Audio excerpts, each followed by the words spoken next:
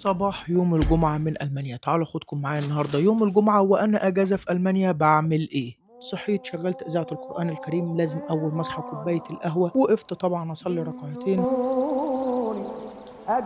ويلا بينا نجهز الفطار. ظبطت الفطار وظبطت التحانيش اللي هفطر بيها، اللوكس والجبنة واللانشون والتحانيش اللي هنفطر بيها، وأهم شيء كوباية الكرياتين. شغلت سورة الكهف على الشاشة، قالوا ربنا آتنا من لدنك. ضربت الطقم ونزلت جري لانها طالبه معايا النهارده كتف ضاني، ويلا بينا ناخد العربيه ونطلع على المحل التركي نجيب كتف ضاني ونرجع. ركنت العربيه في الباركنج ونزلت، وصلت المحل العربي. Guten Tag. Ich will einmal bitte hier, aber 1,5 Kilogramm. Ja klar, gut.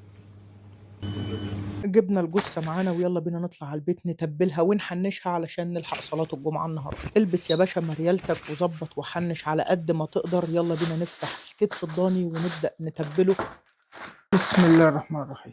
زيت الزيتون والملح والفلفل الاسمر والبابريكا والشطه، وظبط لي بقى وحنش لي كده وادهنها لي بقى بالزيت الزيتون. ادعك يا باشا ومسج، واهم حاجه صوابعك تدخل في كل حته في الكتف الضاني علشان التتبيله تدخل فيها كلها لا مؤاخذه.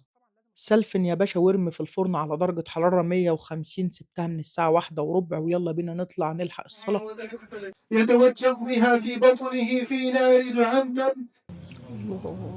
خلصنا الصلاة الحمد لله. هير إبراهيم العسال كان جاي متأخر كالعادة، وطبعا لحق الصلاة. يلا بينا نرجع على المدينة، ننزل نشتري شوية حاجات علشان نرجع تاني للكتف الضاني اللي مرمي لوحده في الفرن. لقيت هير إبراهيم بيقول لي أنا جعان، قلت له تعالى نخش ريفا، أنا بالمرة أجيب البودنج اللي فيه 20 جرام بروتين وأنت تعمل لك طبق من الفواكه. ظبط طبق السلطة ال 100 جرام تقريبا بيورو 20 سنت، وأنا جبت البودنج بتاعنا، راجل بتاع جيم مش بتاع سلطات. هو ظبط له شوية فراخ وشوية طبق سلطة، قعدنا ناكلهم على المنظر الجامد ده.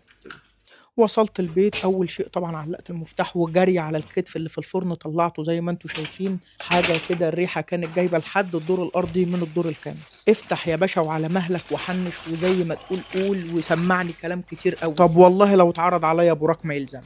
بقالها كده من الساعة 1 لحد الساعة 7 في الفرن. هي دي يعني لقطة اليوم النهاردة عموما.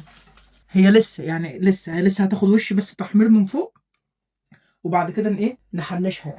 حطيتها تتحمص وتتقرمش وتتحنكش من فوق لحد ما اعمل الرز البسمتي الجمدان بخلطة الرز المبهر المندي. يلا بينا طبق سلطة الطحينة على ما الرز كان استوى. طبعا وزنت الرز اساسي، ويا رب كابتن حكيم ما يشوف الفيديو ده لان انا اكلت تقريبا نص كتف الضاني. خش لي كلوز ومتع لي عينك ومتع لي نظرك بجمال وحلاوة والجمال ودلال اللحمة الضاني زي ما انت شايف. شغل يا باشا نتفليكس واقعد كل قدام نتفليكس بقى اللحمة الضاني. طبعا اليوم انتهى على كده لان احنا كلنا ونمنا مكاننا.